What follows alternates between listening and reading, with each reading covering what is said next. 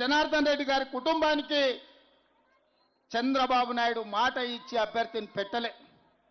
ఇక్కడి ప్రజలు పీజేఆర్ కుటుంబానికి ఏకగ్రీవం అవుతుంది అనుకున్న సందర్భంలో చంద్రబాబు నాయుడు రాజకీయ ప్రత్యర్థి అయిన పీజేఆర్ కుటుంబానికి అండగా నిలబడితే చంద్రశేఖరరావు ఈ ఎన్నికలలో సెంటిమెంట్ లేదు, ఈ ఎన్నికల్లో పీజేఆర్ కుటుంబానికి ఏకగ్రీవం ఇచ్చేది లేదు, ఎన్నికల్లో మేము నిలబడతామని కీర్తిశేషులు మీ అభిమాన నాయకుడు మీ గుండెల్లో ఈ రోజు కూడా గూడు కట్టుకున్న పీజేఆర్ కుటుంబం మీద అభ్యర్థిని పెట్టి ఎన్నికల్లో మద్దతు ఇవ్వమని పీజేఆర్ భార్య కుటుంబం కేసీఆర్ను కలవడానికి ఇంటికి వెళ్తే 3 గంటలు ఇంటి బయట గేట్ బయట నిలబెట్టిన దుర్మార్గుడు కల్వకుంట్ల చంద్రశేఖరరావు, ఆయన కొడుకు కల్వకుంట్ల తారక రామారావు కాదా? మంచి సాంప్రదాయం. ఎవరైనా ఎమ్మెల్యేలు చనిపోతే ఆ కుటుంబానికి ఏకగ్రీవం ఇచ్చే సాంప్రదాయాన్ని తుంగలో తొక్కి ఉప ఎన్నికలు తెచ్చి ఈ ఖైరతాబాదే కాదు, పాలేరులో రామరెడ్డి వెంకటరెడ్డి చచ్చిపోయినా, నారాయణఖేడ్లో కిష్టారెడ్డి చచ్చిపోయినా, ఆనాడు పాలేరులో రామరెడ్డి వెంకటరెడ్డి సతీమణి నించుంటే ఆ సతీమణికి వ్యతిరేకంగా అభ్యర్థిని పెట్టి ఎన్నికల్లో ఓడించింది కేసీఆర్ కాదా? నేను ఇవాళ అడుగుతున్న తండ్రి కొడుకులను, ఆనాడు మీకో నీతి, ఈనాడు మాకో నీత?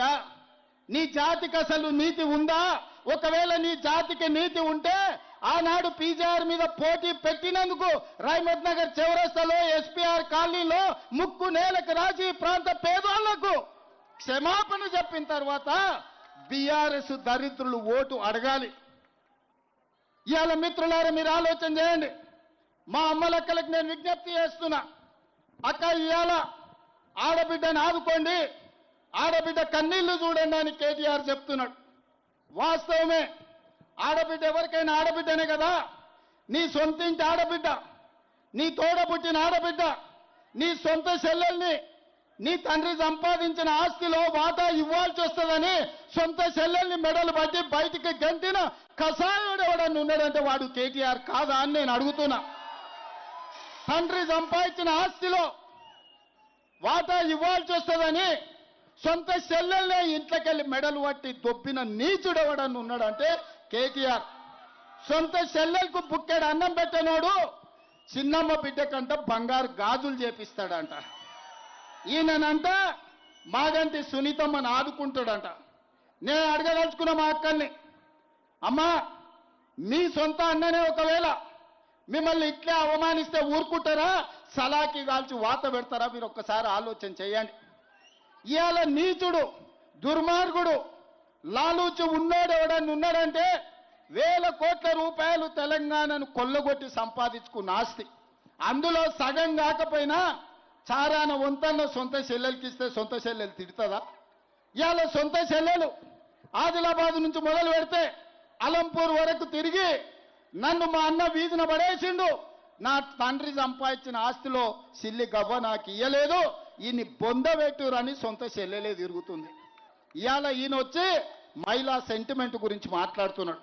మహిళా సెంటిమెంట్ గురించే మాట్లాడాల్సి వస్తే, మహిళలకు జరిగిన అన్యాయం గురించి మాట్లాడాల్సి వస్తే, మంత్రివర్గంలో ఒక మహిళకు 5 ఏళ్ళు మంత్రి పదవి ఇయ్యలే కేటీఆర్.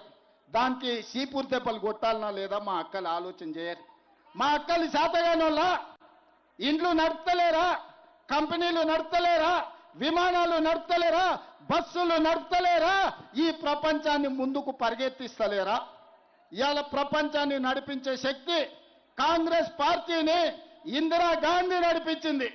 కాంగ్రెస్ పార్టీని 25 ఏళ్ళు సోనియా గాంధీ నడిపించింది. ఇవాళ కాంగ్రెస్ పార్టీని ప్రియాంక గాంధీ ముందుకు నడుపుతుంది, రాహుల్ గాంధీకి అండగా నిలబడి. ఇవాళ ఒక పక్కన కాంగ్రెస్ పార్టీ సోనియా గాంధీ, ఇందిరాగాంధీ, అదే విధంగా ప్రియాంక గాంధీ మహిళా నాయకత్వం ఇచ్చింది. ఈ దేశానికి రాష్ట్రపతిని కాంగ్రెస్ పార్టీ మహిళను చేసింది. ఈ దేశానికి మైనారిటీ జాకీర్ హుసేన్ను 3వ రాష్ట్రపతిగా కాంగ్రెస్ పార్టీ చేసింది. ఇవాళ మా మంత్రివర్గంలో మీకందరికీ తెలుసు, సీతక్క ఇవాళ ఒక గొప్ప మంత్రిగా, కొండా సురేఖ గారు ఇవాళ మా మంత్రివర్గంలో ఉన్నారు. కాంగ్రెస్ పార్టీ అధికారంలో ఉంటే మహిళలకు గౌరవం ఉంటుంది. ఇవాళ ఇదే కాదు, మా అక్కలు నేను అడుగుతున్నా, అక్క 10 ఏళ్ళు ఈ పనికిమాలోడు ఎవడన్నా రేషన్ కార్డు ఇచ్చిండా? Ration card? వాళ్ళు అయ్యే జాగిరా? మీరేమన్నా గజ్వేల ఫామ్ హౌస్ అడిగినరా? లేకపోతే జన్వాడలో ఏమన్నా 2 ఎకరాలు అడిగిర్రా? మేము పేదోళ్ళమయ్యా, మాకు రేషన్ కార్డు ఇస్తే బియ్యం వస్తాయి, మాకు రేషన్ కార్డు ఇస్తే ఇవాళ సాదర వస్తుంది అని మీరు అడిగారు. ఒక్క రేషన్ కార్డు అని ఇచ్చిండ్రా? కానీ మీ సోదరుడు, మీ తమ్ముడు, మీ బిడ్డ రేవంత్ రెడ్డి ముఖ్యమంత్రి అయితే ఏడాది తిరిగాకల్లా ఒక్క జూబ్లీ హిల్స్లోనే 14,159 రేషన్ కార్డులు పేదోళ్ళకి ఇచ్చిన చరిత్ర కాంగ్రెస్ పార్టీది.